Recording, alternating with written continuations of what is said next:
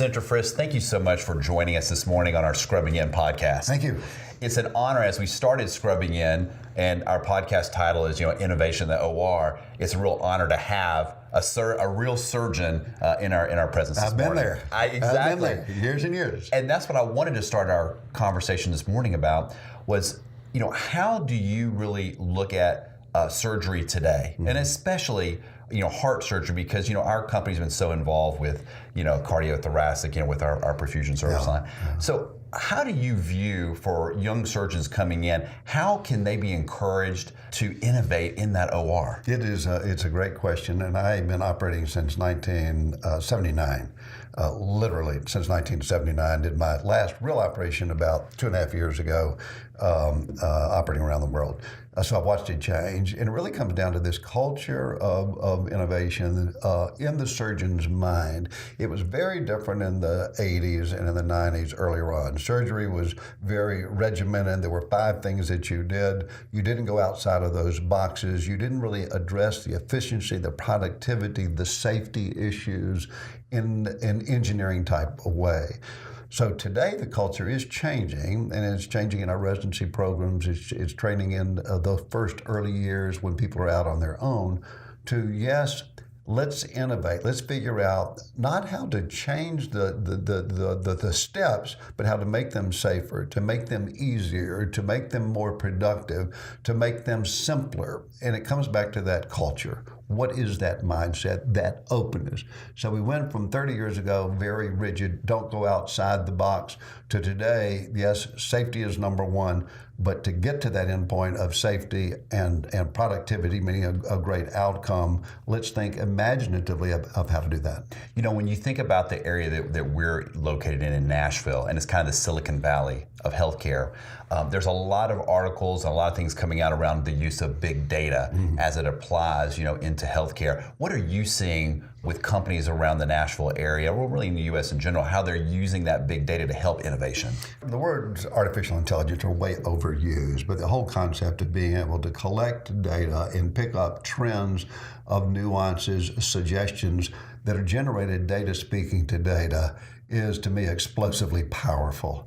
We have to be very careful. We have to look at what the assumptions are. But the fact that data can pick up something in a dimension that we cannot, our own minds cannot, to me, is very encouraging. It means we need to look at the issues of privacy, of consent of use of that data, of de-identification of that data. But having that data put together and very systematic with an engineering approach to be able to look out the trends that are there that suggest safety and outcome and better quality and higher standards is hugely powerful. And so I'm an optimist, and when people ask me what's different about the next 5 years than the past 5, yes, it's technology, but the most exciting thing is the information technology of good data. It has to be clean data, but data that you can make clean over time, that gives you ideas and helps you modify, improve in an iterative way going forward. So I'm very excited about using data. It's interesting to think about, Moore's Law, from many years ago, and the doubling of the speed, of our chips, and how that could start to apply to healthcare today, and how everything is becoming so miniaturized.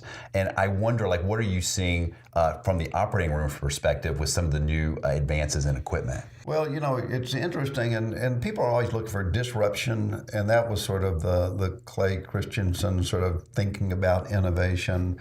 And I think that's pretty good, but I think it's about 4 to 5 years old, and it comes back to your data question. I think today, with the amount of data and the speed with which we can iterate that data, that you don't need to have truly disruptive technology, but you can take technology and improve it much faster than in the past. And I think too often we say it has to be disruptive technology, it has to be a major change, it has to be a whole new piece of equipment coming in, or it's not going to really change things.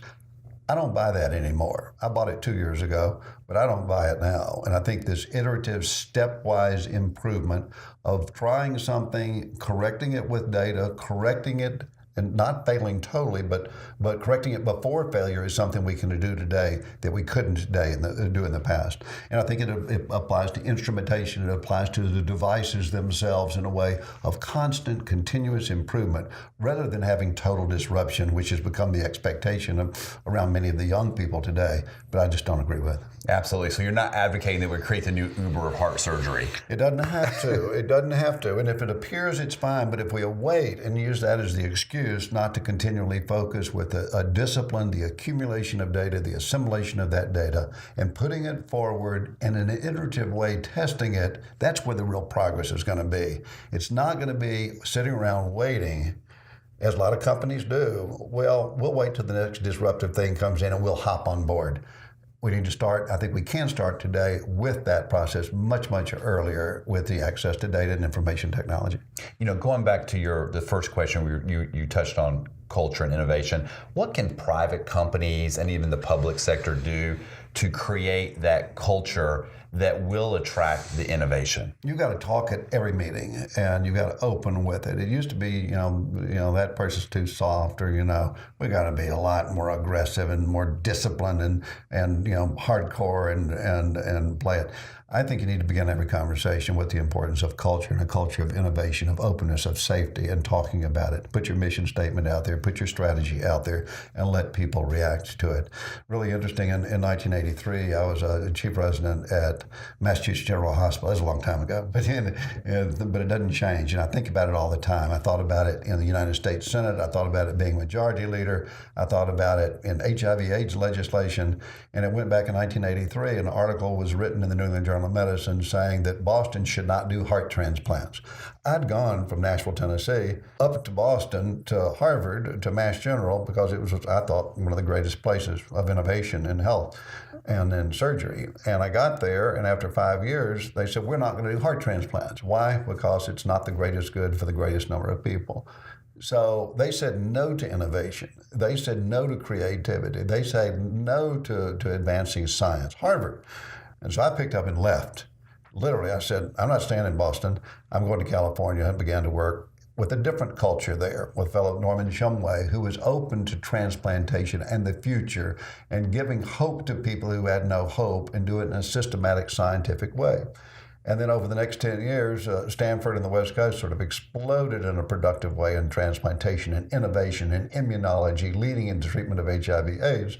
And Boston saying no to that innovation, basically for the next 5 to 10 years in the field of immunology and transplantation, fell behind most other centers, or many other centers in America today. And it all started with this sort of culture, this openness, this willingness to innovate and not say no, even if your intent is good from a public policy standpoint. So public policy can kill innovation.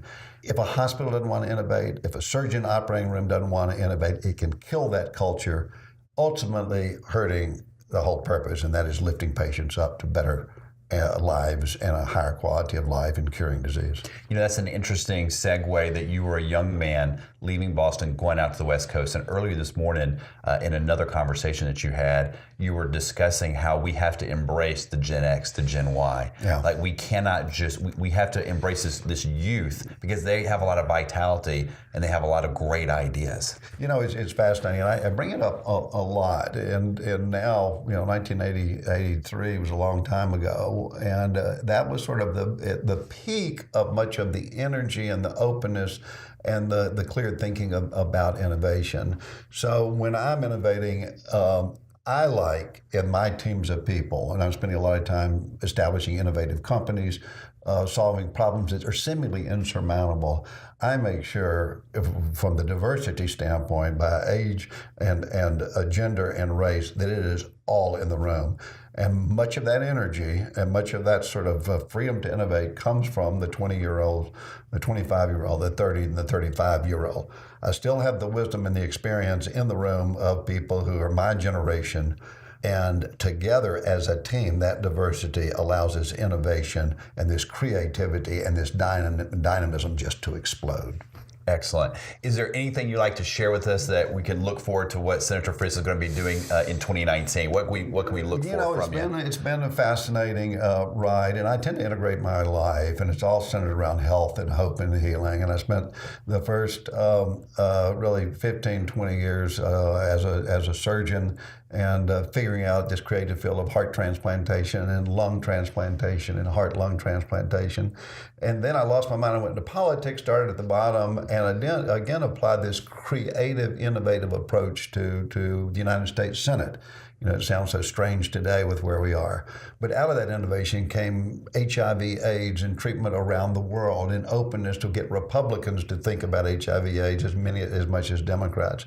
And that creativity of innovating means that there are 20 million people alive today because innovation in our government allowed people, Democrat and Republican, to come together around ideas that people thought you couldn't treat HIV/AIDS. It's too expensive to treat it around the world. And there are 20 million people alive today because they came together. And the last 12 years have been starting companies, and whether it's palliative health care or end of life or treatment for opioid and substance abuse, the innovation and the creativity is what bring those together.